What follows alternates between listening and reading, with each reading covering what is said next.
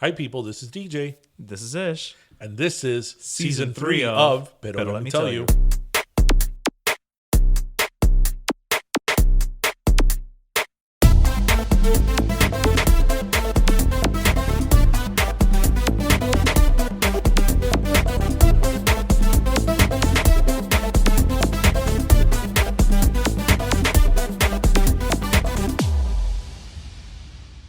Y pega la vuelta And that, ladies and gentlemen, is how we start episode Episode 96. Is there really another way to start episode 96 other than singing Pimpinela? Pimpinela, no, they are not an Argentine rap group.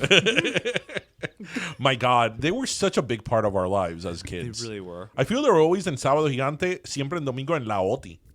Well, I mean, that's the whole weekend right there. They don't have La Oti anymore. Live from the James L. Knight Center, it's La Oti.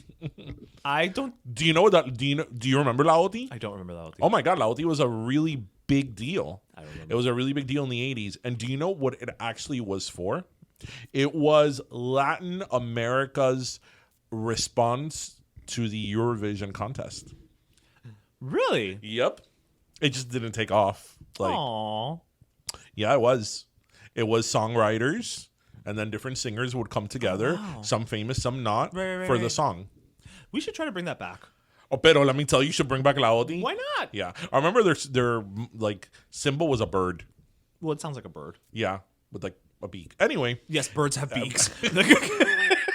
Anyway. So welcome to episode 96. How is everybody? I think everybody's doing fantastic because it is Pero Friday. And It is any Pero time it's a Friday. Friday, you are in a happy-dappy mood. So we cannot have this episode this week, which without talking about, because I mean everybody's talking about it, and And they're still going to be talking about they're it. still going to be talking about it so many days later. We have to talk about the I'll say about the Emmys, no, about the Super Bowl. The Super Bowl, specifically the halftime show. Halftime show. Well, no, we got to give. We got to start at the beginning. We got to start at the beginning. We got to give props to my bae. Yes, to Ms. Lovato. To Demi Lovato, and she was great. But the Super Bowl, the halftime show, Shakira and J-Lo, we loved it. Yes, we did. We absolutely loved it. We saw it together. We loved it. It was, I think it was everything we expected. My only criticism of it, which was our criticism even Every before we year, saw it, yeah. is that, especially with them two having such a long catalog of songs, how you Right. were going to cram in All those that? all that in 5-6 minutes each. Because I've been to a J-Lo Vegas show. And I've been to a Shakira show. It's like 2 hours Yeah. each of them, just alone. Yeah. So, and here you got 12 minutes. Yeah. You know, how are you going to do it? I think, yeah, that's our only complaint would be is that we wanted more. You want more. You want more. You want more. But the reason we want to talk about the halftime show, aside from the fact that it was awesome, Yep. is because as we were watching it, and I think you and I were on the same wavelength. Maybe we're not like, as I was watching it because I was just no, taking it all was in. I was watching it. I was just here comes the backlash. Here it comes from Beverly in Wisconsin. Here it comes. And it did. Yeah. And it did. Yeah. So what are our Fio. thoughts about, the halftime show being hypersexualized? I don't think it was. Or why, as somebody posted on their Twitter, why are they speaking Spanish? Because they're Hispanic. Next. Right. But what do we think about that? Like, but you know what? But even the Check. Hispanic thing, because except for the 2-second verse, Of Ojo Shakira sang of Ojo Así, and And the obviously end where she said gracias. yeah, And hola? and the Waka Waka, the Time for Africa, that's That's not Spanish. I think she sang it in like Swahili or something. okay, but it's not English. Okay, fair enough. Right. Okay, yeah. Right. So, I mean, these people don't know the difference between Spanish Fair and enough, Swahili. fair enough, Let's fair be enough. honest. Yeah, People would criticize that. Yeah, Beverly and Taylor. Yeah. What do we think about that? I mean, there's a part of me that's still shocked about when that these people things have that happen, reaction. and then there's a part of me that's like, why are you being shocked, stupid? I mean, I'm on the same page as you. Like, I'm shocked in the sense of like, really, we're in 2020. We're still like, we're saying, why is the woman from Colombia saying, hola? because she's from Colombia. Next. And by the way, there's no you in Colombia. Only if you go to the school. Right. I'm not. I want to be shocked, but I don't know that I am. I'm more shocked about the fact that that we still have to go around defending, and making a stink about it on our end, telling people that that was not the Cuban flag, that was the Puerto Rican flag. That whole debacle. And she is Puerto Rican by culture, and Puerto Ricans are Americans. So yes, I that's okay. The part, can we talk about that for a minute? I'm tired of having that discourse. Okay. Okay, the thing is, as you say to me sometimes, I'm having that discourse because if you see something in I'm gonna say this, I'm just gonna let it come out. You see some Guido with an Italian, flag, nobody questions it. Nobody says oh, but why are you wearing your Italian flag? You're an American. Nobody says that. Right. Nobody. Right. Why is it an issue when we do it? Well, yeah, that's what 95 Why? episodes of Pero Let Me Tell You have been about. Welcome to Why We Exist, ladies and gentlemen. Yeah, yeah. And what's interesting is, which I mentioned this to you before we started recording, I know a lot of people who I'm not going to name who were really upset that the halftime show, and these are all Latin people, was so Latin. That they were of the opinion these were Latin, these are bona fide Latin people. We're Miami. And I explained to them, I'm like, listen, the Super Bowl, obviously you take people that are popular and whatever. See, it's but an algorithm. Many times they do something that's an ode to the host city. So if you're in Detroit, you do Motown. If you having the Georgia, Georgia Florida line, well, they are in Florida, but having a country act, let's say, and they're having Dolly Parton, on a Miami, as much as we love Dolly, I love Dolly, as much, in a Miami Super Bowl, no pinta nada. So what I told these people who were like, oh, because why did Jennifer Lopez have to show the Puerto Rican flag? I'm like, because she's Puerto Rican, and because it's an American Puerto Ricans are Americans, and because she and because she felt like it, because she wanted to, because she felt like it, because she fucking wanted to. No, but what I said to them, and they're like, "Oh no, we wouldn't have." I'm like, "Yes, you would." Yes, I'm they like, would have. Mira, if Pitbull would have come out with a Cuban flag and it would be like, "Oye, dale, mi gente," you people would have been there like, "Viste." Mira el orgullo que él tiene por ser latino y cubano. Él siempre tiene los cubanos en mente. Exactly. Él lleva la patria adentro. Exactly. Right. But J-Lo can't show the Puerto Rican flag. It's just, hypocrisy abounds around this performance in so many ways. Like you were saying earlier, oh, it's sexualized. It's like, yes. So instead, let's turn the cameras to the much less dressed cheerleaders. Right. Have you seen the Dallas Cowboy cheerleaders or routine? J-Lo was not undressed. She was wearing actually a whole leotard thing. Look, she did a pole dance. She did a pole dance. So what? Whatever. Who hasn't? But whatever. I did something I shouldn't have done earlier this week, which you warned me not to do.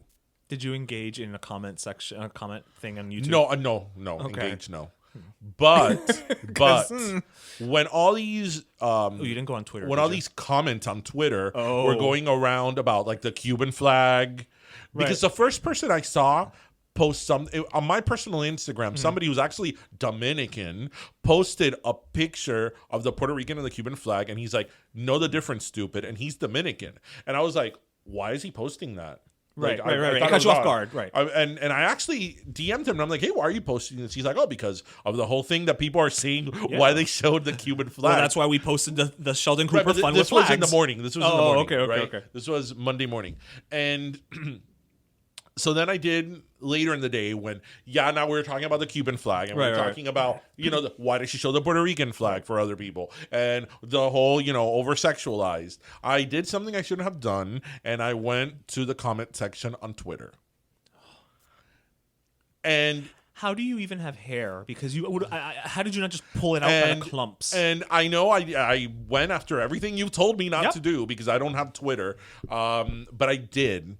And it was just exactly what I thought it would. And without making this political, because this isn't my point is not to make this political.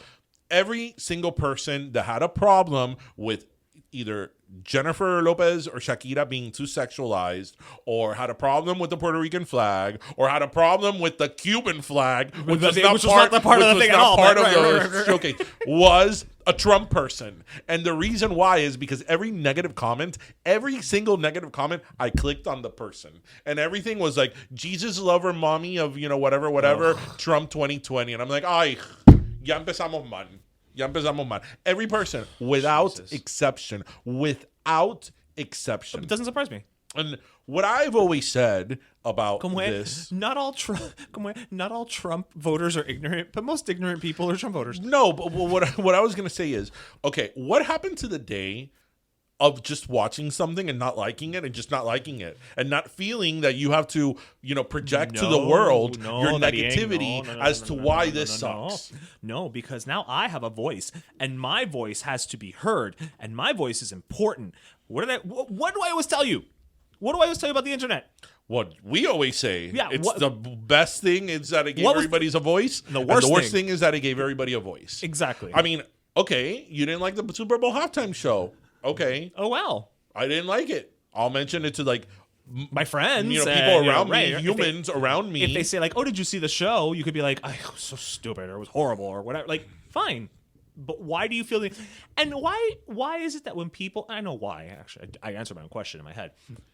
When they go on social media to express negative opinions, it's never, just saw the Super Bowl halftime show.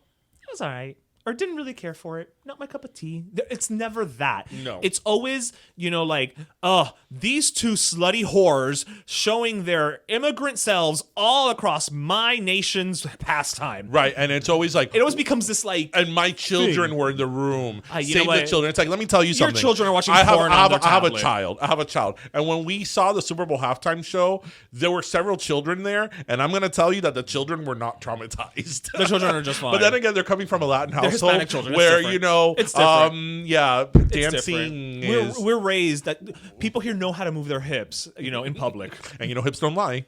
Thank you, Shaki. So, I don't know. I thought it was great. I loved every moment of it. I think it was great the fact that it was two, Latina, Hispanic women up there. Which was history in the making. Yes. First time. And actually, I heard somebody say something that was incorrect. That they were the first time they were a first time that a Latin woman has had. No. Two Latinas is what, because really the first one was Gloria Estefan. Damn right it was. Yeah. Look, the thing is that Gloria Estefan did the halftime show when it wasn't still the halftime show that turned into post Michael Jackson. It wasn't the production. Because in the early 90s, which she did, it was a showcase kind of thing. I know that hers was in 92, which was the year of the Winter Olympics. And they had ¿cómo se llama? Hamilton. Not Lin-Manuel Miranda. No. Scott Hamilton and other... Oh, the Olympians. Yes. Skating, and she came out... Okay. She came out of a snowflake. So it was in a headlining concert. It was... Nothing says Miami Sound Machine like the winter. Yeah. No, because really, when you look back at the history of Super Bowl halftime shows, this is the learn part of the Listen, Laugh, and Learn. Yes. When you look at the history of the Super Bowl halftime shows, for many years, it was just marching bands. Yeah. Then in the 80s up to the early 90s, it was showcases. Disney would produce one. Yeah. Disney did a Beauty and the Beast themed one, or a Disney one. Yeah. And then MTV started producing them. So then the first real kind of headlining act was actually in 1991 with the New Kids on the Block. Oh, that was the first one? That was the first one that a major pop star this, right? Headlined. Mm-hmm. But even theirs wasn't a concert. It was produced by Disney, and they came out and sang a song. Okay. And then Gloria Estefan the following year. The one that changed it was Michael Jackson in 93. With the Heal the World. And Billie Jean and all that. And he stood there for 4 minutes without saying a word. That's one way to use your 12 minutes. You know what I'm talking about, right? When he first comes out, that he's standing there. It was 4 minutes? It was 4 minutes. And the producers, it's actually because if you see footage... In that time, he could have saved the world. If you see footage of that, Have you seen footage of that? Because on NFL.com on YouTube, they have like the history and like the making of a lot of the Super Bowl halftime shows, and you hear like the producer, Michael, move, Michael, say something, Michael, and he was just sitting there like. But he was Michael Jackson. He knew what he was doing. But he was the first one that was like, I'm putting on this spectacle, me, and then from there it went on. It took off. So, what are some of your favorites? My favorite is U2, 2002, when they sang "The Streets Have No Name." I mean, one of my favorites is just for nostalgia reasons. It's the Britney NSYNC Aerosmith one. The Britney NSYNC Aerosmith Mary J. Blige. Yeah, I mean, she looked damn good that day. That was one of her best. That was prime Britney. Yeah, prime Britney. Yeah. Oh yeah, wait. Justin Timberlake has been to the halftime show 3 times? Yes. Yeah. And then, of course, because Sunday was also Janet Jackson Appreciation Day, Janet's performance is up there for me. Yeah. So, NFL, if you're listening to this, well, Jay-Z, if you're listening to this. That's right, because Rock Nation's producing. Please give Janet Jackson the Super Bowl. Is she just not allowed to come back to the Super Bowl? I don't know. If Justin came back, she could come back. In theory, but no. I'm not disagreeing with you, but I'm saying I wonder if it's one of those double standard things. I don't think. Well, of course, it's a double standard thing. Hence, he headlined the Super Bowl 2 years ago. Yeah, that's true. Hello, we had a whole conversation about this in episode 3. And we did. Actually, in episode 3. So, anyway, are we caucusing in front of everyone? The Iowa I like caucus. To caucus in private. Is that the Iowa caucus? So what do we think about the Iowa caucus? I'm not gonna lie. I told you this a little earlier. I'm not exactly too sure about what the Iowa caucus is all about. So are we gonna listen, laugh, and learn? I think this is gonna be the learn part, but Cliff notes it. Okay, so the Iowa caucus, and really, really quick. So in Iowa, they still caucus. Okay. And I realize that a lot of people may not know what caucusing is. So in caucusing, it's not actual like ballots like you traditionally know, on election day you go and you vote and you have a ballot. There's different forms that you could caucus. The most common one is they'll have churches, community centers, even people's houses where people get together. And in this particular case, a caucus for the Democrats, somebody will make the case for Joe Biden, for Bernie Sanders, for Pete Buttigieg, so on and so forth. And then when it's time to vote, people will go into a respective corner. So the Pete Buttigieg people go to this corner. The Bernie people go to this corner. If your candidate, they just say, okay, 5, 3. Right. So if your candidate got less than 15. Then those people in that gathering, yes, then those people's votes are up for grabs, if you will. At that point in time, like if those 15, because if it got less than 15, so let's say there's 12 people that obviously didn't get for 15 and are going for Biden. I, as a Pete Buttigieg person, could be like, listen, these are the reasons why you should vote for Pete. Come to my corner. Okay. And so on and so forth. And until it's like a political game of Red Rover. I guess. Until they go ahead and they give their vote to that candidate. In that gathering. So that gathering ultimately comes out and says, we vote for X. Exactly. Okay. Exactly. So then you put those all together. Okay. The reason why, because, a lot of people say that Iowa is not representative of the U.S. demographic at all. So why is there so much importance in this? The reason is because historically, they have gotten it wrong a few times. Historically, whoever wins the Iowa caucus either wins the nomination for their party or wins the presidency. Wow. Again, there have been years where they got it. It's not foolproof. They got it wrong. But most of the time it is. And obviously, because at this point in time, it's kind of a chicken or the egg argument. At this point in time, because the Iowa caucus is such a thing, whoever wins the Iowa caucus leaves with like huge momentum. So they're most probably likely to win New Hampshire, which is another very important state and like the very, very beginning of the primaries. Right. It's like going into the Oscars having won the SAG and the Golden Globe. Yes. Okay. Yes. Okay.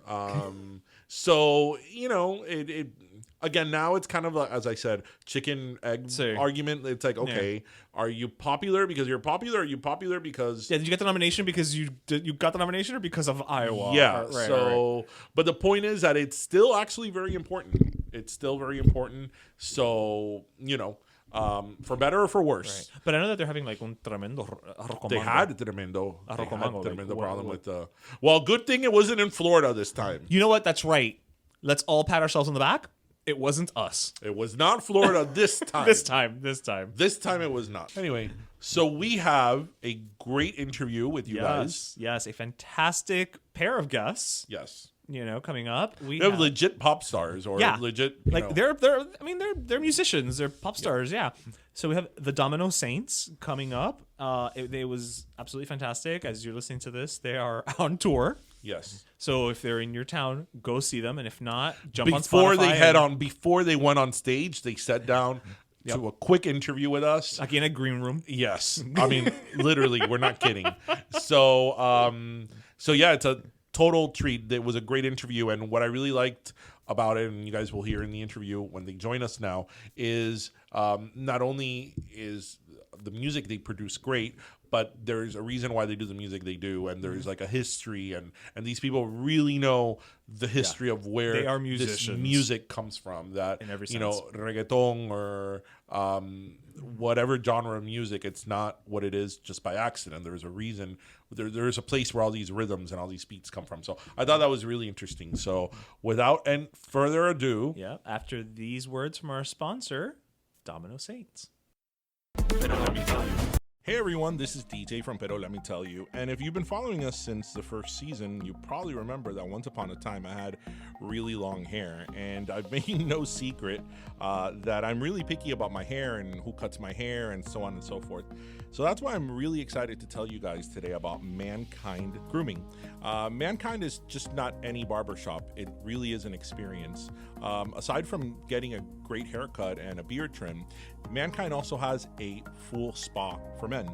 You can have a manicure, a pedicure, a massage, a facial, and a bunch of other services that they offer at their spa. And even better is that they have a bar and a pool table.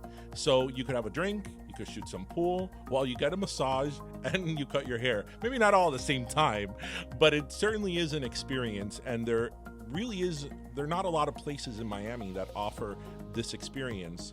So I really recommend you guys check this out. Plus, all first-time clients can get 25% off any service. That's right, 25% off. So if you're looking for a unique grooming or spa experience, you definitely need to check out Mankind Grooming Services. Visit mankindformen.com today for more information and tell them Pero Let Me Tell You sent you. Oye, mi South Florida gente. This year, we here at Pero Let Me Tell You are teaming up with the Kiwanis of South Florida for several Carnaval Miami events and can't wait to see all of you out and about. The first of these events is Miss Carnaval Miami, taking place on February 8th at the Manuel Artime Theater. The Miss Carnaval Miami competition is all about finding this year's ambassador to the Carnaval events. These young ladies are competing for the opportunity to demonstrate their strength and pride in being Latina and giving back to their community by participating in several charitable partnerships. And you can witness the start of that journey by attending the Miss Carnaval Miami competition on Saturday, February 8th. Visit MissCarnavalMiami2020.eventbrite.com for tickets, and you never know which of these events we might just pop up at. And we're back. We are here, guys. As we said, we are here with the one, the only, probably the premier Latin urban male-female duo. I like to think of them as like, reggaeton Pimpinela without the incest. Yeah, modern day Pimpinela, right, but cooler. Right, but cooler. Like, it's not brother and sister who we're talking about, weird, with better hair. Weird things. The Domino Saints. Thank you guys so much for being here. Let me tell you, guys. Bet you guys never been compared to Pimpinela before. No, we have many times. But it's funny. I like that you took the incest out of it. That's cool. No. You always got to take the incest out of it. Hopefully a much sexier, well, a little bit dirtier version. Definitely sexier, definitely blonder. Yeah. Both of you. Yeah, absolutely. So we're here with Gigi Ojeda and David Leal, who are, like I said, Domino Saints. And again, thank you guys for coming. Of course. Wow, it's funny because we were talking before we started, listeners, that I've actually known about your music for a bit now. So for me to like sit across from you guys, it's just I'm a little starstruck. I'm not gonna lie. I'm a little like so you guys are like singers I've been hearing. Yeah, and I told you it's like you walked out of the music video because like right before I was like for like obviously preparation for the thing for the interview, I was like seeing a lot of your more current music videos, and it's like, oh, now you're here in the flesh. It's like the real. No, we're super happy to be here, honestly. I love doing interviews in Miami because I feel like Miami's, even though we're from Puerto Rico, Miami has been such an amazing home for us. I think it opened the doors for us as a career, and I just love being here and just dealing with Miami people. Que podemos hablar español, inglés, a little bit of everything. So very exciting. How long have you guys been here now in Miami? I think off and on 7 years, I think. Since the first time we came over, we've lived here. We've lived in Colombia in the meantime. We've been back and forth. We've been on a plane a lot, but Miami always seems to be the place where we end up just chilling. And So you're originally from Puerto Rico? Puerto Rico, yeah. Okay. Raised there entire life. And it wasn't until like 2012 that we decided to come here. Actually, what happened was... I'm more of a mutt. Like, I arrived in Puerto Rico when I was little, but I was born in Venezuela to Colombian parents. And they raised me in PR, so yeah. I grew up there, but my family's originally Colombian, which gives me like this kind of unique view of what Latin American culture is like, because as a Colombian kid that grew up in Puerto Rico, consider myself Puerto Rican now, I noticed how similar the cultures are. There's so much stuff that like makes us all one thing, like Maradona says, La Patria Grande es Latinoamérica. I think we all, if you're Hispanic in a way, you know what that means, and like, you know how you have this like love and appreciation for anyone who's Hispanic, no matter what country they're from, because we all have a similar experience and we all have a similar background, and we try to put that in our music too. Yeah, well, you definitely do. I think one of the beauties of it is, I mean, yeah, it's what are we calling it this week? Latin urban reggaeton? What is it called? Like, I mean, right? It's like, but I feel that your music. It has a little bit of everything, because obviously there's pop, it's urban, but urban is such a it's broad, yeah. But that's there's the reason why we put it. Okay, all right, like a nice catch-all. All right. I even hear because we like to be able to surf the wave and see what we. There's obviously reggaeton. I even hear a little bit of dance hall in honestly, there. that is the biggest influence. Like when David and I started. We were actually doing separate projects. I was singing jazz and bossa nova of all things. But no. But I will say I can hear that in your voice. When I hear your voice, I can see you doing jazz. Yeah, so I did that. He was doing like rock and stuff like that. But we've always, growing up in Puerto Rico, reggaeton and dancehall and reggae is a huge part of Puerto Rican culture. Every weekend there was like surf contests, and there would be like huge reggae artists coming down and dancehall. And so we love reggae and dancehall. And I felt like I was missing, I love jazz and I used to love bossa nova, but I'm like, I like singing people dance when I sing, right. I was like missing. And we were talking about it all the time, and it was actually our friends were like, why you guys don't do a duo or something? There isn't a female male duo that does like dancehall, reggaeton, and we're like, you know what? How come we've never thought about it? Right. So that's how it started. So you guys came across very organically, if that's the case. What year was this? This was a very long time ago. I think we were studying music at the time in Boston and Berkeley, and oh wow, yeah, Gigi did songwriting, I did drums and percussion. I had done engineering before, so I was like, you know what? I'm just gonna study until I'm tired of studying.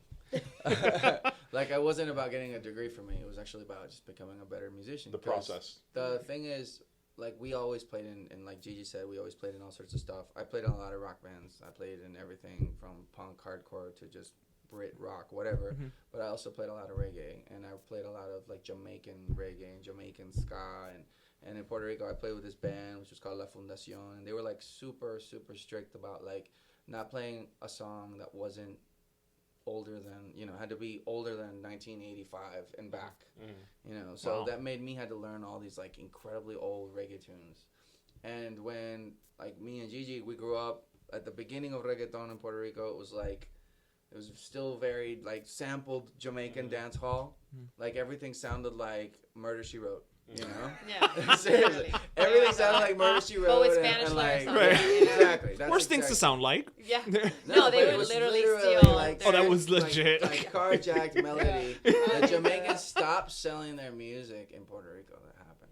They stopped Because people are just like... They were just stealing the songs and changing lyrics in Spanish. Hasta aquí llegó. Ahí fue que empezó el reggaetón. Well, let me ask you this, though, Yeah. and this is a very rudimentary question to even ask nowadays. Mm-hmm. How would you define reggaeton? Because I feel reggaeton is one of these things that everybody knows what it is, but not everybody can define it. Well, reggaeton is Spanish dancehall. That's really what it is. And dembow, which is just one of the rhythms within dancehall itself, was definitely the rhythm that I would say Hispanic people appreciated more from that whole library of stuff. But like when they first started it, they used to call it like underground or reggae. Yo canto reggae meant you could be a roots singer or you could really be a reggaeton singer. It wasn't any difference. Eddie D had dreadlocks. All these people were like badass like reggaeton artists. Like I saw Nicky Jam at some point was wearing like a gangster hat with like suspenders, like super rude boy vibe, you know. That was all intertwined. And then like I think hip hop from New York really also had an influence on the whole thing. So at some point reggaeton became, or underground became also very like almost gangster rap influence, you know, and that vibe was there. So that created like a separation back home for what was like considered like roots and what would be considered like, you know, underground, which was still like everyone knew it was a Jamaican beat, but it was like a very New York hip hop vibe on top of it. And you know, eventually, I know it was Daddy Yankee. He was singing at like a party that was gonna go all night, you know, and they were gonna be singing cantando reggaeton la noche. But you know, a Teletón goes on all night, so he was just like, "Me vamos a estar aquí cantando canciones de reggae, un reggaeton." Boom, that's the name. You know, That's where. Yeah. And that's interesting because he was like the first person, at least, to Mainstream, mainstream Yeah. with Gasolina. Claro. Yeah. Wow, that's really interesting. And I he bet you is a lot of great. people don't know that. I didn't you know No, that. a lot of people don't know it, and I think it's obviously us growing up in the island and seeing the evolution of underground to what is now reggaeton, which has been like a humongous jump. Yeah, now it's Because before it was like very, very ratchet, you know. Oh, yeah. They complain about the lyrics now, and people have no idea the things that you would see and La hear combi completa. back then. I mean, That's- they that's It's like complain- Emily Post now I compared know, to like then. people complain about the dancing now, how it's too sexual, and I'm like, I remember growing up. I mean, it was literally just going at it in in the dance floor. I look at them now, I'm like, that's so light, It's There's choreography now. It's No, but it's always been a little more hardcore back home. Oh, yeah, much harder, Like yeah. when Yeah. you go dance So- anywhere, like we were on tour in Mexico, and like they were playing reggaeton, and like we just like danced half a song, and it wasn't even like we weren't even being. I don't know. We were just dancing how we Yeah, normally being dance. We normal. weren't even No, being we're into just it, being you know? normal, And like we weren't 7 drinks in when you don't care anymore. We were just dancing, and I look around and everyone's staring, and I was like, "Oh my god!" Oh my god! Like it was You so, know, like. and that's Puerto Rico people dance very sexually. Well, the It's not Caribbean in considered- general, like Jamaica, they take it to another level. Yeah, I've been at a but, Jamaican dance hall party when I'm literally just standing against the wall, and then just like this girl, I have no idea who she is, just comes like running at me, just like, just demolishes me against the wall, and then just leaves, and I'm just like, what just happened? Like, and that's normal for them, it's part of the culture. I like that you said that because we had talked previously, this is actually a good week to be Puerto Rican with Yeah. the Super Bowl Yes, and that's right. J-Lo and all that. Contrary to whatever they was talking about, I mean, I think They there's so killed much it. hate. La gente They were habla mucha amazing. mierda. No They were entiendo. amazing. That- But, yeah. but one of the things which, when this was happening, I'm like, you watch, they're going to say this, Yeah. that people were like freaked out at like how provocative Oh, please. they both were, especially J-Lo I mean- and all that. Oh, and I'm please. like, this is the way, especially Caribbean people dance. Because It's a warmer temperature, people. Because we wear Cubans less did the clothes. same thing No, for us. just- But This I is the didn't way see. we I don't dance. remember Women have seeing anything curves. provocative. But it And wasn't. Of No, course it not, because wasn't. It wasn't. We It weren't wasn't. looking at it And- through those eyes. I think Caribbean women have voluptuous bodies. That's part of it. And They're- that's beautiful. well- You don't see any men complaining about that halftime show. I think it's only women that can identify I with don't, that. I don't know what that are happened there because I complaining, think but that it that was, was amazing. for They me, killed not it. because I'm Latina at all. It's just being very objective. I'm a super fan of the halftime show. I've been following for a long time, and honestly, I would say that Michael Jackson and Prince. Yeah.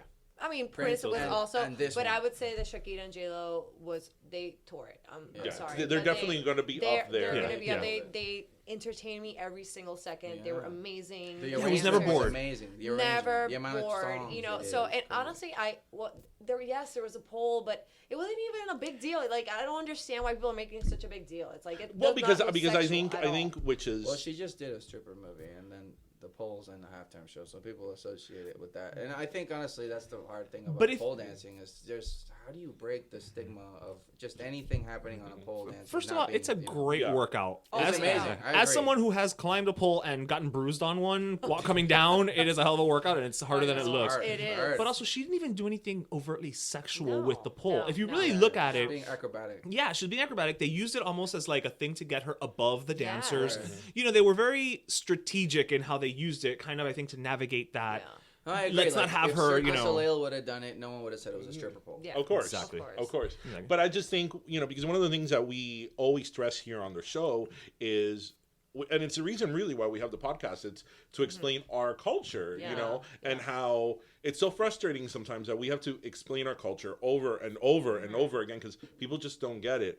And that is the way that Latins dance, especially in the Caribbean. That's very normal to us. So I could just imagine what's her name, Beverly in Minnesota, being like, oh my god, my kids, my Right. kids But are then going she blind." grew up wanting to be a Dallas But Cowboys let's talk about cheerleader. this. Yeah, But wait, exactly. but wait, Yeah. let's Allowed say, to be half naked. yeah, how come Yeah. is that they just see? I mean, we were at the Super Bowl event and we saw these San Francisco cheerleaders, Yeah. and they were half naked, Yeah. shaking their butts, and you're gonna tell me that that's not sexual? That's wholesome. Come on. That's wholesome. Yeah, that's cute. By the way, Yeah. And then it's like- they were beautiful. I will give them. And that. I- you know what, But and hey, I we're not get taking it. it away I'm from not- the ladies. No, But all I'm saying is like, they killed it too. let's. Yeah. I It's mean, like I would hipocresía. think it's a very touchy subject because I don't like talking about it. But sometimes you think like, let's say, what if Taylor Swift danced like that in a Super Bowl? Would she be, If Taylor if she can did. dance like that, would she be props. criticized? You know what I'm saying? To be like that'd that? be cool. If They Taylor can, Swift can dance like a Latina, Then she then- should. then she can Then dance. she should. But Then would she she should. be She can criticized? dance. Would she be Right. criticized? Not, Forget it. not, Not I mean, to there's that always degree. going to be people, but not to Exactly. that degree. Exactly. People are afraid of what they don't understand. Actually, and where they're not. on that note, I mean, obviously, it's you Miami, man. you guys are it's a male female duo in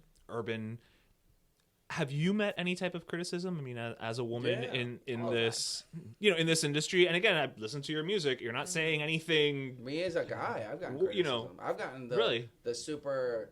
How can you let her? Oh, dress okay, like you've gotten that like criticism. level Oh, of okay. stuff. Like, it gets crazy, and honestly, we don't care, man. I mean, Yeah, I've gotten a lot of criticism, especially it's funny because in our culture, Mm-hmm. you know how we're super sexy, but at the same time we're super religious, which is like these two things that are like What is they it, do not the go Madonna whore together. complex? Yes. Yeah.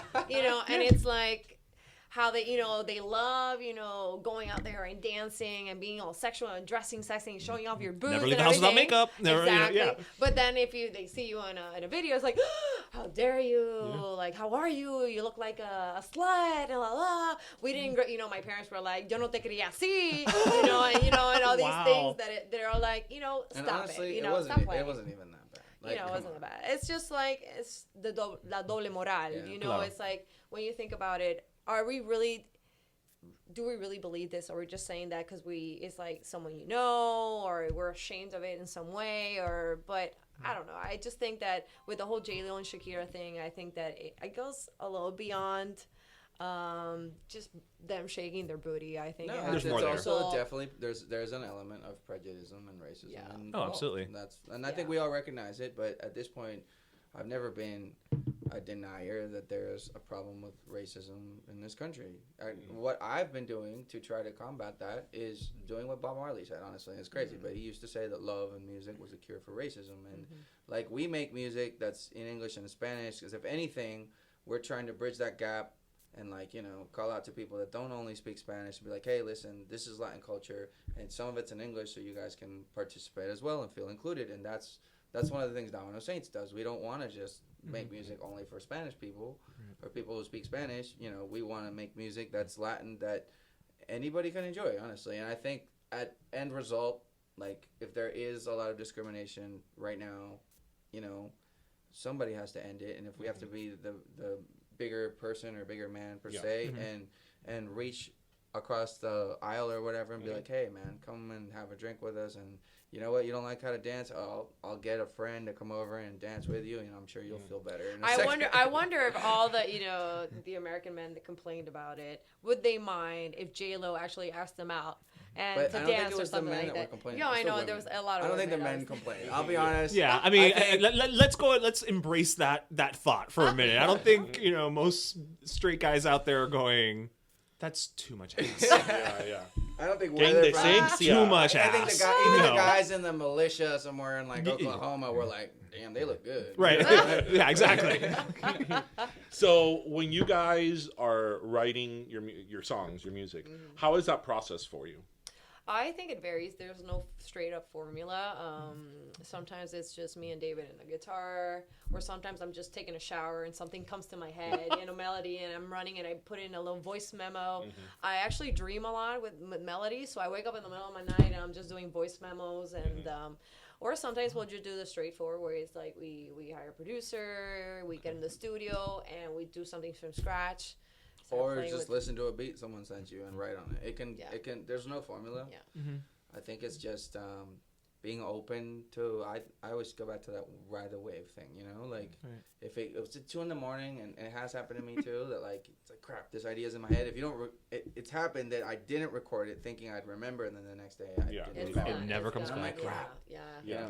But when it comes, you just have to ride the wave. Yeah, So. I always have a notebook next to my bed and obviously my phone, just in case if it's a melody. But if it's a right, and you'll see it doesn't even make any sense. I'm just like half asleep, just like scribbling. But I'll get it the next morning. I mean, but I think that it's interesting, and I don't think any artist should follow any formulas. You have to go and follow your muse and what you feel, and really express what you're feeling in the moment. Whether it is because you were playing the guitar and something came to you, or you experimented something and you wrote it down and then you wrote the lyrics and the melody, and you work with the producer. So there's really no straightforward way that we do. Now, something that I noticed in going over like your catalog is you guys haven't done the traditional like proper like 10, 12 song album, release singles, whatever, next album. You've kind of released like singles that have taken off and all that. Was that done like on purpose, or Not at you all. just No, that was that's how. because now I feel there's no rules for the music there's industry. no rules. I love the faces she made where It's she's like- just like, I can't even pretend that I did. Nope. Not at all. I think we were a victim of dealing with major labels for a while, and Of labels in general. Yeah, you know, actually, we wrote 3 full albums, Wow. 3 of them that never came out, and it was like before getting signed the first time, we had finished an album, we got signed to Capitol, and they're like, you know what? Now that let's just start a new one. Forget about that one. We'll start a new one. And we're like, okay. We released a couple of singles, and then Universal bought Capitol, so we merged into Universal, So we had that a album never came out. Yeah. no. So that the album we So did now, with so now Capitol we're didn't like come out. two albums. Yeah, that came out, and then same thing with Universal. Like, oh, forget that. Let's just start from brand new. You know, let's start something with us. You know, we'll put you in with different producers. We're like, okay, no problem. We do a couple of singles with them, and then shit hits the fan. You know, they start firing people, and we decide that, you know what, we don't want to be in this company anymore. We kind of want to go fully independent. Right. And then there you go. You have 3 full-length albums that never came out, and a whole bunch of singles. And you know, that's what happened. That's why we're in this moment right now. We have our own label now. We're Yeah. our own Congratulations. label. And that's, you guys Yes. just released your EP on that label, right? Yeah. Island Kings so Volume it's 1. actually a It's a full full album. album. It's a full We're doing album. it. Oh, Divided by okay. 2. So it's volume 1 and volume 2. But Okay. it's a full-length album. So it's actually our first full-length album. That's And crazy to me because you guys have been doing this for how long now? I know, it's 10 years now that we've been at it. 10 years, and this is like their first proper album. Yeah. Yeah. Well, they say the 10-year mark is very special in an artist's life. Yeah. I think it takes 10 years for you as a human being to find yourself, but also as an artist. But to become like, self-aware as well. yes, you know, to becoming a writer, a better artist, a better performer. It takes 10 years. Especially when you start super young, you have no idea what you're doing. You know, you just want to sing and that's it. But creating your own sound, finding what you want to do, and ¿cuál es tu camino? Como Yeah, dicen, y no sé. dijiste algo bien cool porque me acordaste, like, there's different types of artists. There's artists that have their own creative, like, vibe, very, very defined, and, you know, internally. And I think that's our case. Like, we know we understand what the hell we're trying to do, and it took us a long time to be able to communicate that to the people we were producing with, until a certain point, like it just clicked, you know, and then that takes time to develop and grow into something. But once it clicked, like we started putting out songs that were getting #1 on Billboard, getting picked to go to Viña, where, you know, there's tours happening, there's people calling us for concerts. We know we're doing something right. But we're doing it while being sincere to what we want to do, you know. And there's other artists that have, you know, they just have a whole team of people that tells them what to do. Like, hey, you know, they have someone that's deciding who they're going to work with, what songs are going to come out, all this stuff. And they don't even write. They don't even write. Not every artist writes. Some of them just sing, you know. Some of them literally have everything done for them, like literally, like to the T. Like, this is what you're wearing today. This is what you're singing tomorrow, and they don't question anything. And you know what? If they're cool, not questioning anything, that's awesome. Yeah, but then they don't get to wear cool jackets like the one you're wearing. No, but I think people could see through it. I mean, people see through it because I'm like a big music lover, and the first thing I always check when I like the song is see if that person wrote it. Yeah. Like, to me, songwriting is very important. It's very important. I mean, I don't care who you are and how good you could sing. If you didn't write that song, it's not yours.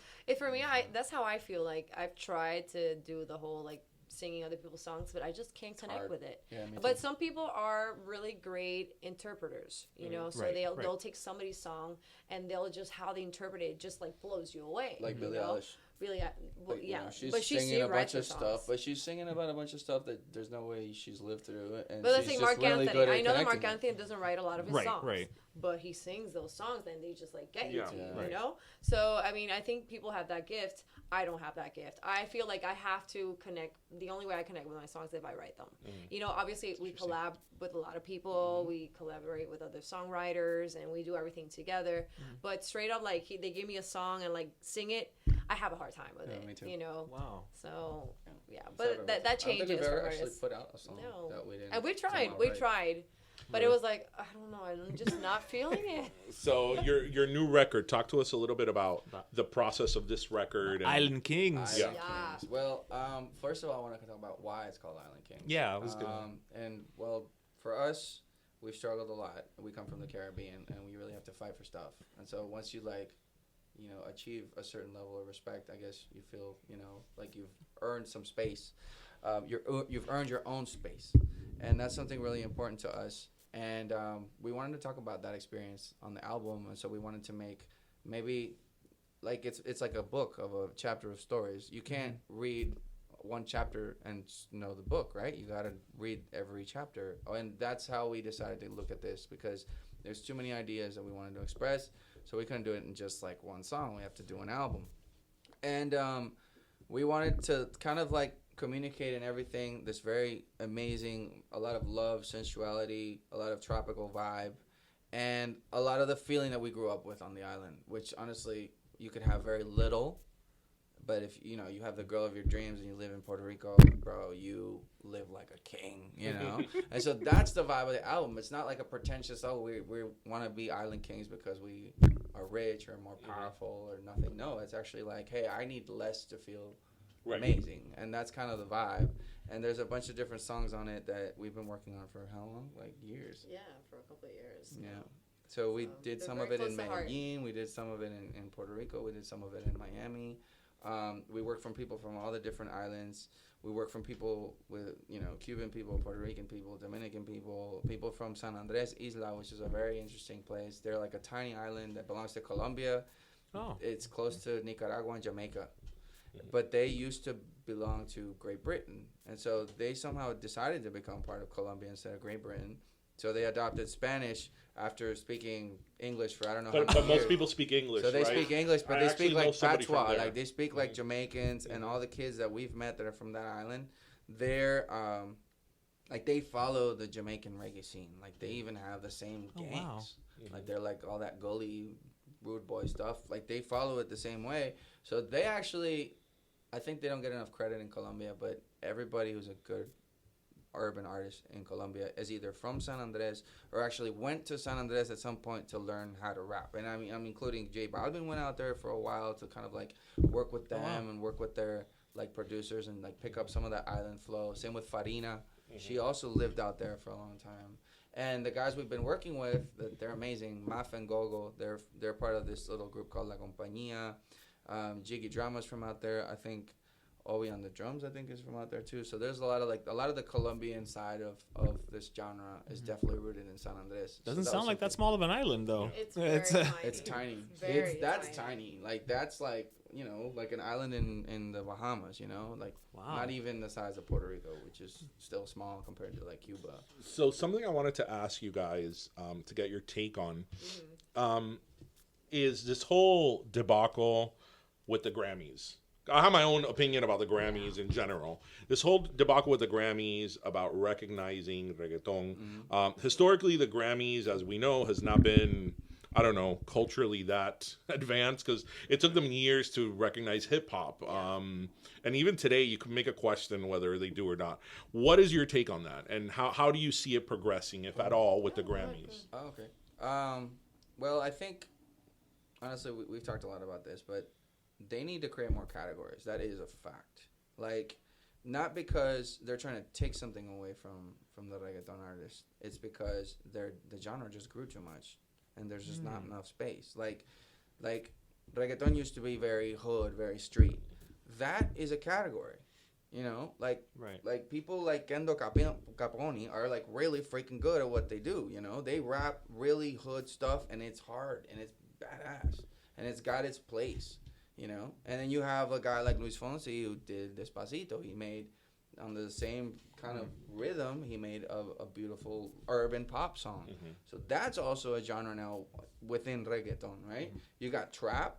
That's another genre adapted from Atlanta and Miami to Puerto Rican culture, and now it became a Latin thing. You got trap as well. And then you have dance hall that's always been a part of it. You know, you have reggae roots like Cultura Profética and Gombayabari and Rawayana from Venezuela and Laguna Pai from Peru. These people are amazing.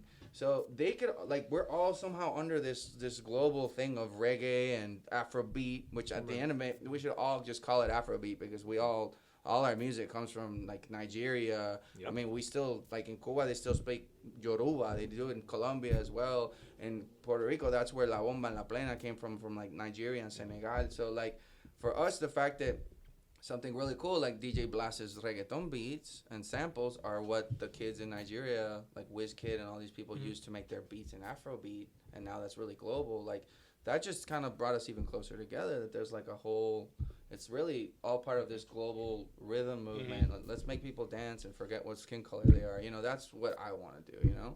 But I think the Grammys need to recognize, just create more categories within the subgenre, and no one will be complaining because the old school guys that started this, like, they can't lose their space because now, you know, the rich kids with tons of radio money are taking over. No, man, they gotta have their space. So I agree with that. I feel that like the moment something hits mainstream, no matter what it is, it's pop. Yeah. Because like, for example, they put Maluma under pop. And I mean, I know Maluma is a more pop-ish because he's more mainstream, but I just feel, and in the English categories, it's the same thing. The moment that you go mainstream, you're pop, and it's like, are you really pop? Like, there's something I agree with you. No, popular music. I can suffer the same way. I understand. Like Maluma is a good-looking dude, right? So does that make him pop? Being good-looking?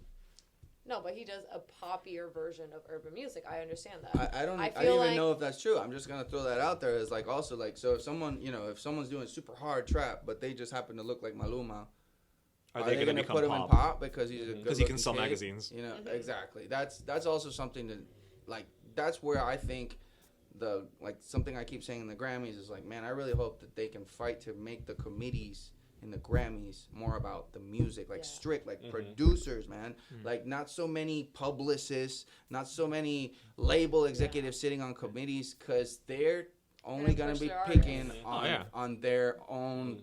They're going to say, no, man, we're being objective, bro. No, you're not. Come on, dude. You're an A&R for Universal. What, you think you don't? They're being Miramax at the Oscars.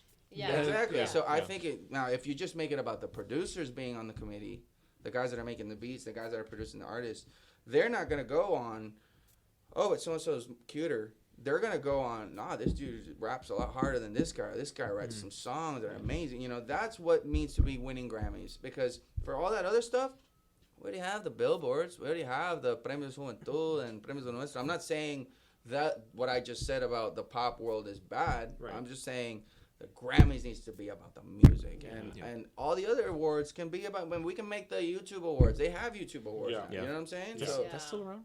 yeah, I think so. Because there's still certain, it's a very legitimate award. It's like the Grammy. You have the Grammy. It means something. Because it's the Academy. Yeah. So And who's the Academy? and the it was suits cool back then. or the musicians? Yeah. Is it really your peers? It was really cool back then. I remember that you could discover artists when they won a Grammy. You know, that sometimes you're like, oh my God, I've never heard about this person. I'm gonna go check them out. Like Esperanza Spalding. Yeah. Or, you don't hear a lot. I feel like that doesn't happen anymore. Yeah. I feel like now it's all about a popularity contest, and I think the Grammy has become a popularity contest as well. And for me, that I can't respect that. I can't because we have to give space for artists who are coming up too. It can't always be the 10 guys that are taking everything, and that they already have millions of followers. They already have that, and it can't be like, when it used to be like new artists and something like that you would really find someone who was extremely talented and it was new and upcoming, and you're like, oh my God, I've never heard about these people before. I love them. But it can't be just like más de lo mismo, ¿me entiendes? Sí, sí. That it's like, oh, you see the voting, like we're voting members, and we're like, we obviously vote for what we think is best, but we're like, I feel like this guy's gonna win because he's more popular. He's more because popular. He's on the radio. Because he's on a bigger label. Not because the album's amazing. Damn, the album is just crazy. I find that a lot of and this is across the board, just a lot of music that is like universally critically acclaimed doesn't necessarily get nominated for a Grammy. So then what are we voting on? Yeah. We're then this is just the Billboard Awards. Yeah. And the whole issue goes to the committees because the committees decide who gets the nominations, and then that's pretty much it. So if they can really focus on the artistic quality of the content, then I think whatever the Academy itself chooses will be based on some choices that are that's why they have the committee, right? It's supposed to be like the electoral college, I guess, which doesn't work either, right? But that's definitely, I guess, where it needs to go. Es que son unos viejos. Vamos a hablar claro, right? Unos viejos, I feel, but I honestly feel that the Grammys have to, make it about the music again. And really about the quality of the production. Okay, how can you be, a person who has an auto-tune on the entire album, maybe he shouldn't be nominated for the Grammys, you know what I mean? Right. Which some of those guys were very upset as well about not being nominated, but they need to think about that, bro. You want to get best recording, you're not gonna do it with the auto-tune through the roof, bro. It's just, there's so many talented people there that don't get any recognition, and people ask me like, no, but what about now with all the Spotify's and everything? Isn't it easier to get your music out there?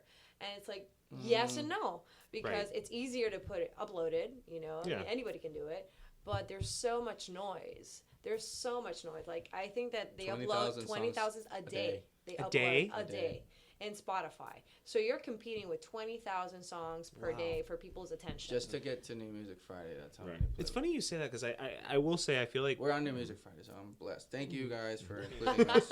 I know how hard it is. But I agree with you. I feel like back, in the olden days when you had to go to the record store and seek things out and you would find it out. I mean, a lot of my music that I discovered is actually thanks to this guy right here next to me. And now, there's just so much out there that it's like, you know what? It's too much. I'm just going to listen to the same 5 things I already listened to. It's a little overwhelming. It's overwhelming, and I can't. I can't be bothered with it. I've only got 10 minutes, or I've got whatever, and I just no. It's too much. Or you listen to the playlist that you like, right? You follow a playlist and you just go. That's your go-to playlist. So you're gonna listen to whatever they put there. So, but when you think about it, there's a lot of artists that are not included in there because either they're not with a major label, they don't have some kind of leverage, and they don't get even the chance. It's like you're an independent, forget about it. Well, and for us, that's a business fact. This isn't us just saying this. This is a business fact that Spotify went public.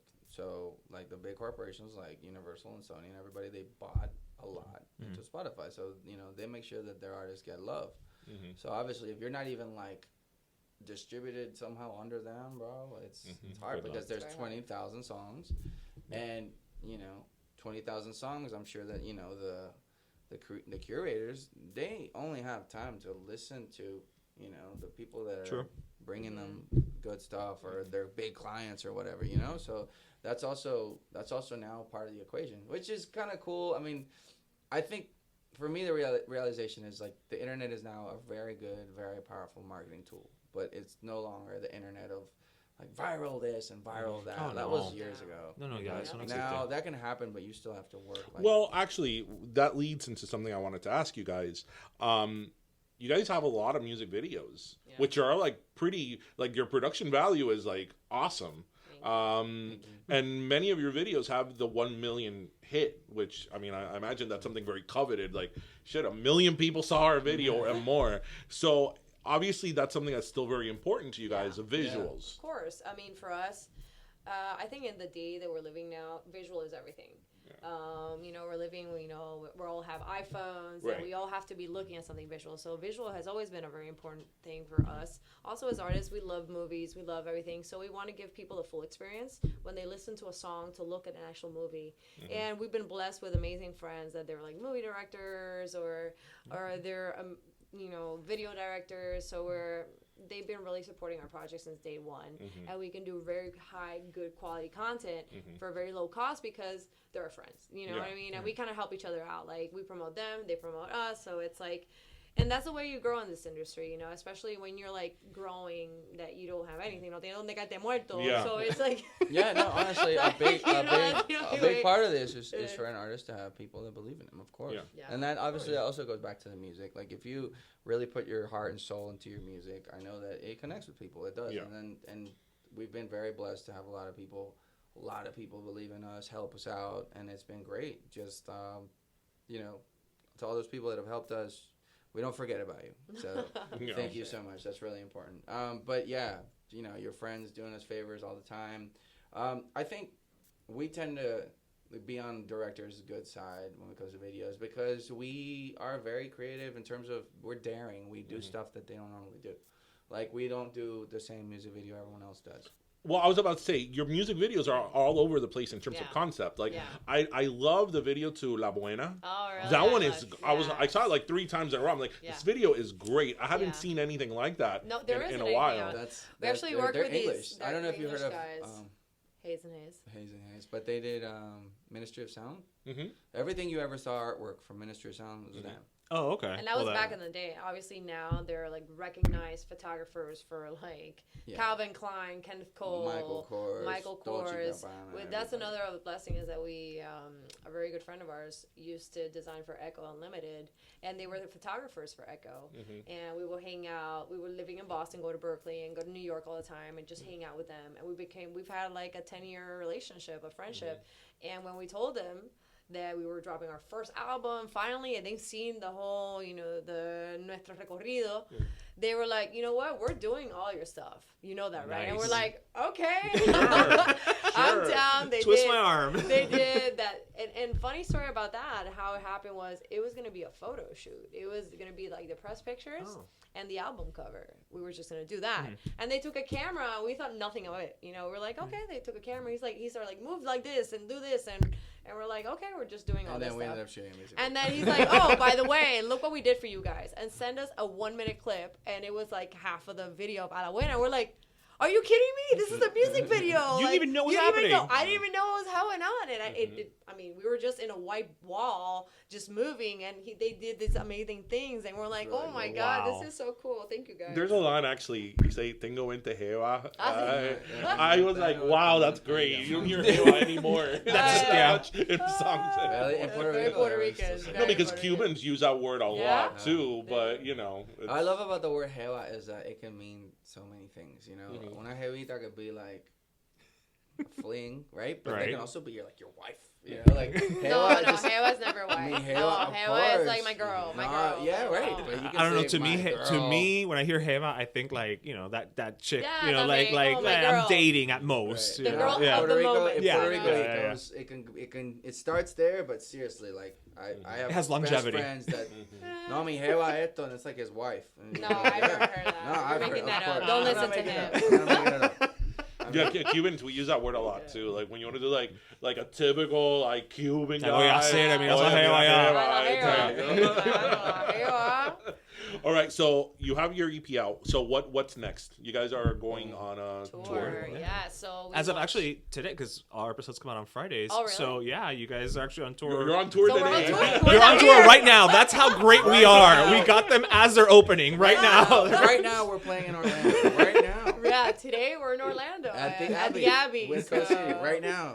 Go right now. Run. Yeah, there's been a lot of ¿cómo se dice? Stepping stone, not a stepping stone, como like first timers in this weekend. I think first album, first tour that we're launching. This is our first tour that we're doing. I mean, we've done A lot of milestones. milestones. That's the word I was Yeah, looking like we've for. opened for a bunch of people. It's like the But first time not- we're like. Headlining Yeah. with Coast City as well, so it's the first time for us. We've been wanting to do a USA tour like this for a while, so we're super excited.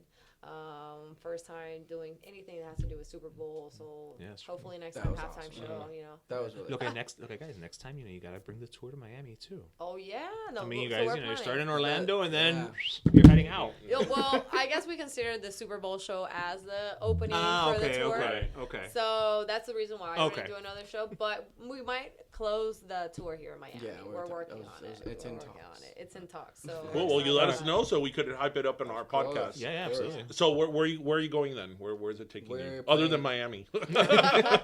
We're playing Orlando, Atlanta, Washington D.C., Philadelphia, Boston, New York, Dallas, Houston, San Antonio, Chicago. Cool.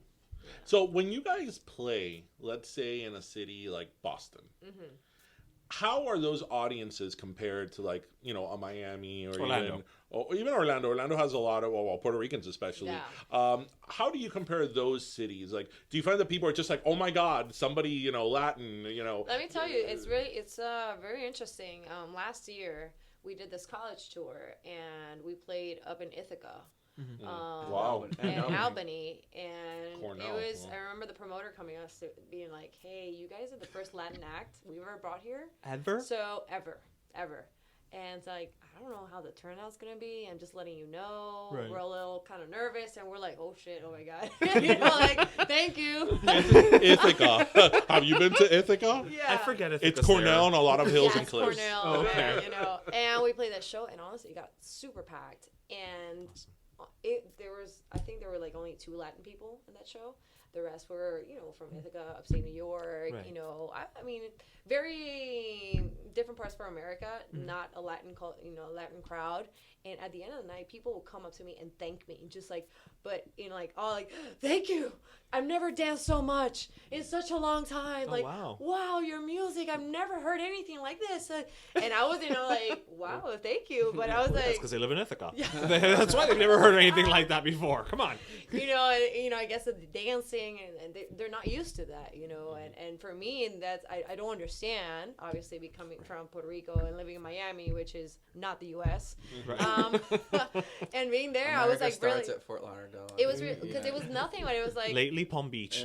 yeah, Palm Beach higher there. Well, you know the saying about Florida, right? What? The more north you go, the more south it gets. Oh, really?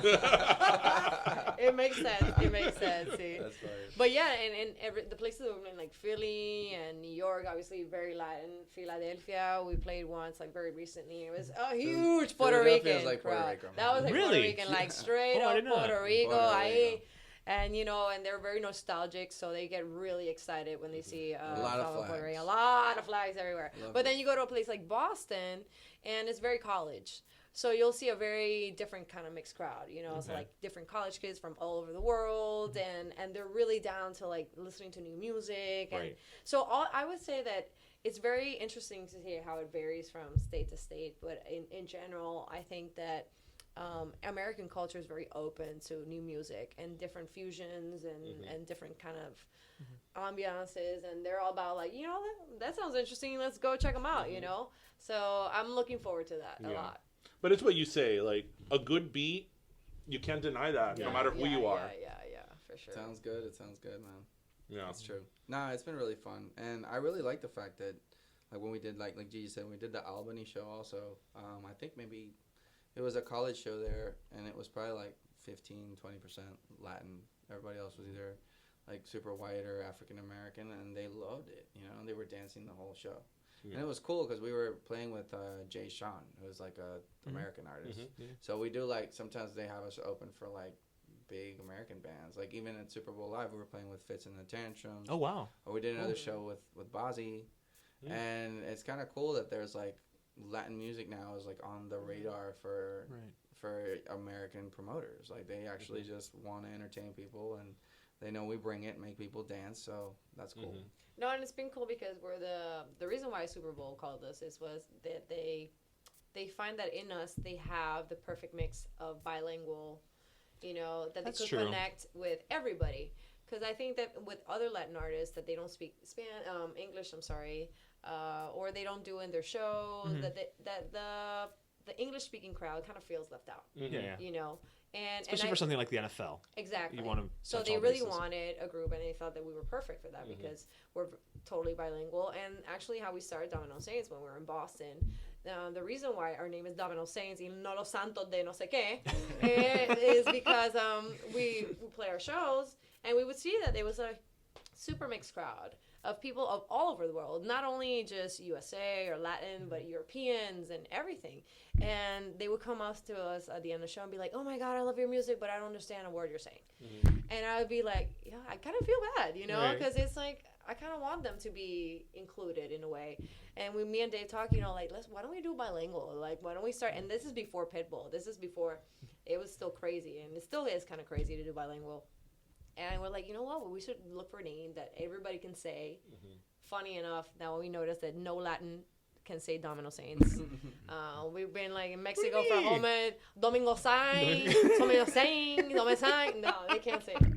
But we thought it was very easy to pronounce for everybody. So that's the whole concept behind Domino Saints. Like we want it to be like very cross-culture, very accepting, very inviting to everybody, no matter where you're from, what you like, what you love to do, and that's what we're about. Yeah, we definitely are. And I think also just you touched on it. I mean, the way you guys blend the languages together. We've said it here many times on our show. It's an art form. Spanglish is an art form. And to do it to music is an elevated art form. And you guys do it very well. So congrats on that alone. I feel like the possibilities are endless. I mean, we talked about this in the podcast some time ago. The fact that a song like Despacito went to #1 for 16 weeks. I mean, a bilingual song with the reggaeton. I mean, that kind of blows your mind a little bit. You know that song, something like that, got as big as it did. Because it had everything working against it, if you will. You know, from a mainstream U.S. perspective, you know. Because we knew who Louis Fonsi was, obviously Daddy Yankee, but again, Beverly in Wisconsin. She doesn't know a lot. You know? And, you know, I feel like anything is possible. Yeah, I agree. I think that now there's no barriers in art, and that's what I love about the time we're living right now. It's changed so much in the past 10 years. I mean, when we started, like I was saying, it was crazy to even think about doing something bilingual. They would be like, no. You got to choose a language. Yeah. You can't be like, or English or Spanish, pero esa vaina que están haciendo, no. Sí. And you know, it was like, but why? We felt like the world was going that way, bilingual. And not only English and Spanish. You can see now with the African kids, they're doing, you know, English and they're French or English or even Gangnam Style. What we talk about Gangnam Style? I mean, who understood those lyrics? I only... BTS. BTS. I mean, but you know what you're saying? You know what's really interesting about K-pop? That all K-pop songs have English in them. Yeah, they do. And it's the only way that our culture can connect with it. Yeah. I'm sorry, I hear a whole song in Chinese or Korean, and I'll be like, this is really good, but I have no idea what they're saying. What if they're like insulting my mother and I don't even know it? You know? But so, but now that understanding 2 lines in English makes it appealable to someone. And that's something we understand too, and we write. That's why most of our songs have some English. It's kind of funny though. I feel like we sang reggae so long that we had to kind of learn how to sing reggae in a broken English accent, and that's actually what rhymes with Spanish. Because like English on a normal like super American pronunciation does not rhyme at all in Spanish, but a Jamaican accent does, because they have Spanish in their patois. Right. And I don't know. That kind of helped us. I think reggae seemed to be like the frequency we could use to just blend everything together, and it felt right. You know. Cool. Awesome. Tristan's song that I play to him every morning is I shot the sheriff. Oh, yeah. I play that for my son every single morning. Awesome. So he's learning right. So I love the fact that in that song, like he's saying like you know, if you're gonna accuse me of something, like get it right. Like I didn't shoot a deputy. Like I shot the sheriff. I shot the sheriff. You know? I shot the guy who really needed to get shot. Like that's the guy I shot. Like don't tell me I shot some amateur. Like facts, damn it. Facts matter. Exactly. So. All right, guys. Well, thank you again so much for stopping by. I mean, are you guys? The day that you're rolled to that as you're doing. You know? I mean, you're going on stage right now. I can hear the crowd outside. I mean, you just released new music. You know, Island Kings. You're on tour with Coast City. I mean, you guys. I've known about you for forever, and I know you've got a following. But I feel like there's still like even more for you guys, like, and I think it's like right there. I feel like now it's actually the beginning. I feel like we've been doing noise and people are hearing it and we have our following, but now I feel like, I don't know, 2020 it feels special. I don't know. It does, right? It's been an amazing year with us also. It's honestly it's been a great year so far. It's been a blessing. And honestly, I think Gigi and I also needed to get to this point where I don't give an F-ness. Had to get curse on our show. You can curse. I wish I told you earlier. Sorry. Liberating. We never know, and that's why you're like, oh, can I say ass or no? Okay. Yeah. Okay, so when you guys win your Grammy and your album or one of your songs goes to like #1 on Billboard, you gotta come and back to our show. I'm back to here in this office, right in the middle of Hialeah. Don't be too big for us. Oh my god. No, Hialeah's like. We always say Hialeah is another country. It is. It's like the Constitution doesn't apply in Hialeah. That's what we say, like messing around. Pero yeah, thank you so much, guys. So much. Thank success. you guys for having us. It's been amazing. Awesome. Yeah, and thank you for the space to talk about real stuff in music. I think that matters so much. And we're back. Yes, we are. Okay, I'm just gonna go ahead and say this. I don't think I'm an uncool person, but I've never felt less cool than sitting across from them. Like, they were just pop star cool. Yeah. It's like... And here I am in a polo shirt. I'm wearing suspenders. Needing a haircut. Ugh. Anyway.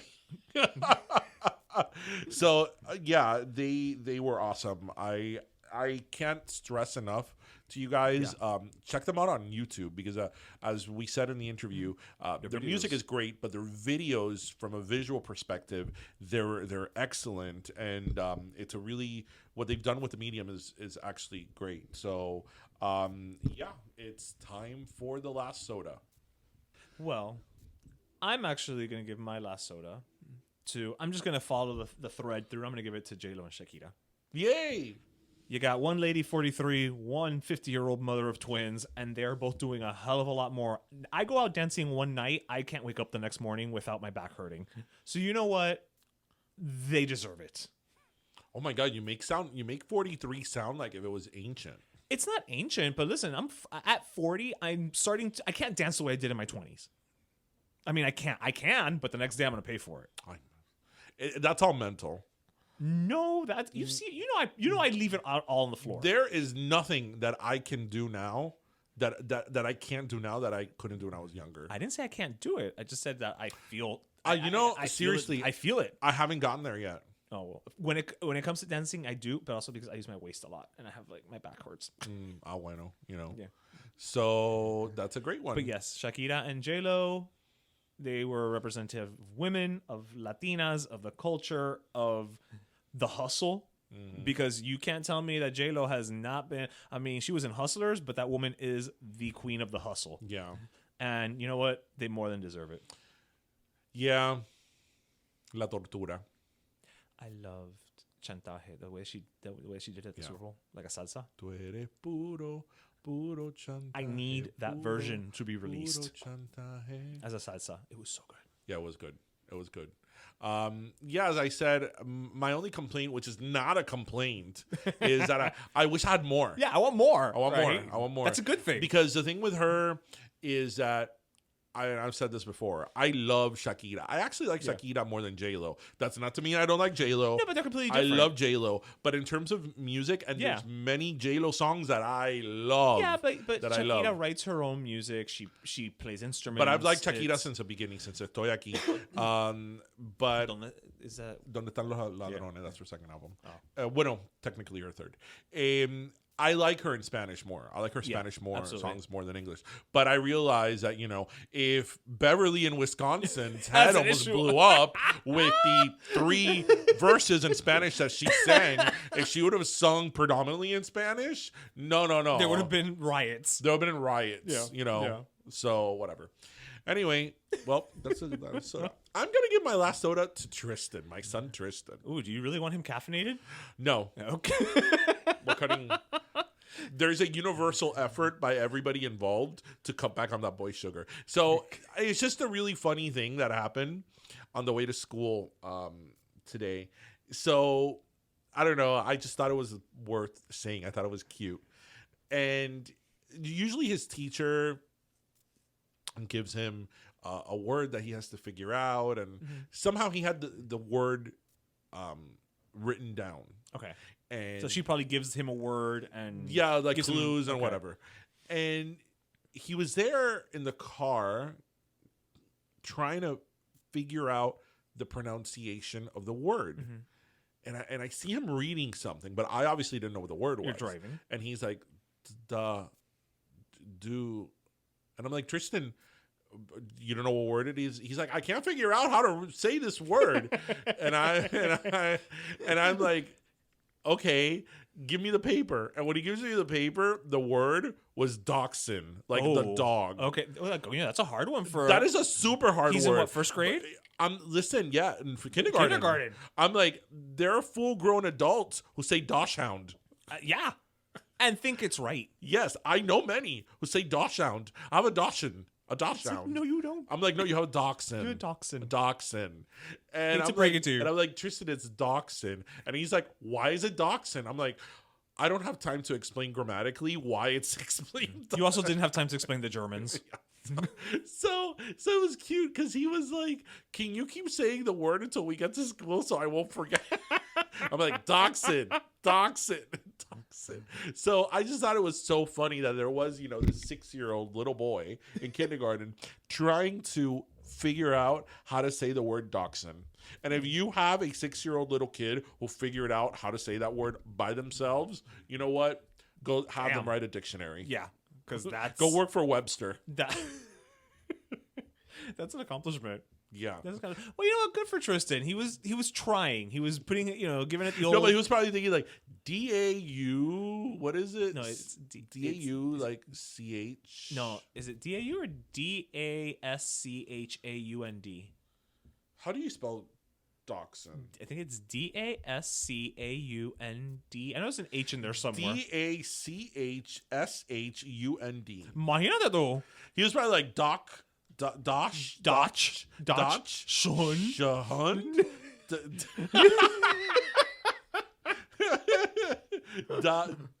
I could just imagine in his all little the permutations, 6-year-old little head, like Dutch, because he knows CH. He's sounding it out. Dutch. I mean, he would have gotten it right if, from his perspective, you know what I mean. He was doing the right thing. Yeah, dachshund. Like I'm looking at here. So Tristan, you get a caffeine-free Coke. Yes, caffeine-free soda for Tristan. Caffeine-free Diet Coke. Because he's put on whatever. It's a different story. Sugar. Anyway, well, everybody, that was episode 96. And as always, you didn't say 56. I didn't say 56. Viste, I was on point. You're on point. Me tiene nervioso the Iowa caucus.